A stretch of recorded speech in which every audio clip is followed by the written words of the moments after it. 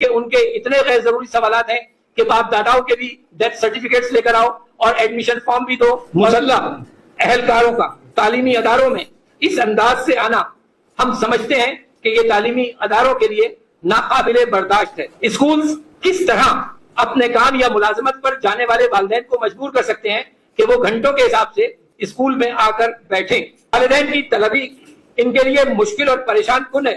ضروری غیر ضروری تفصیلات اور سوال و جواب اور اسکول انتظامیہ کے لیے ایک بہت ذہنی اذیت کا سبب ہے. مسلح اہلکاروں کا ٹیموں کی شکل میں افراد کا تعلیمی اداروں میں ایک خاص انداز سے جو ہمارے معاشرے کی پریکٹس ہے, سب کے سامنے وہ اسٹائل وہ ایٹیٹیوڈ ہوتا ہے, اس انداز سے آنا ہم سمجھتے ہیں کہ یہ تعلیمی اداروں کے لیے ناقابل برداشت ہے.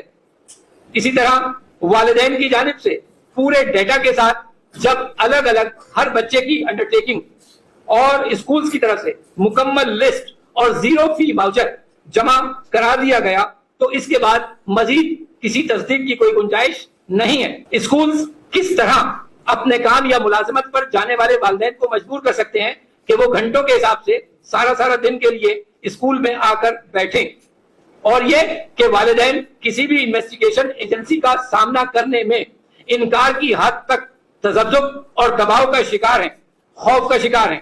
باقاعدہ ایکٹ, کنٹرولنگ اتھارٹی اور ریگولیٹری باڈی موجود ہیں, اس کے بعد چھاپا مار طرز کی کارروائیاں تعلیمی اداروں کی عزت اور وقار کے منافی ہیں. مزید یہ کہ جو کراچی میں 239 اسکولوں کی لسٹ اینٹی کرپشن نے حاصل کی, اس میں کیا کچھ دیکھنے کو ملا. دا سٹیزن فاؤنڈیشن اسکولز کے جو تعلیمی کردار اور خدمات ہیں, ان کے 2600 اسکولوں کا رول ہے وہ کہا جائے گا. اسی طریقے سے مشنری اسکول کی 150 سالہ خدمات کا کیا یہ صلہ ہے. اقرا اسکولز کی جو کوششیں وہ دن اور رات کرتے ہیں وہ کہاں سمجھی جائیں گی.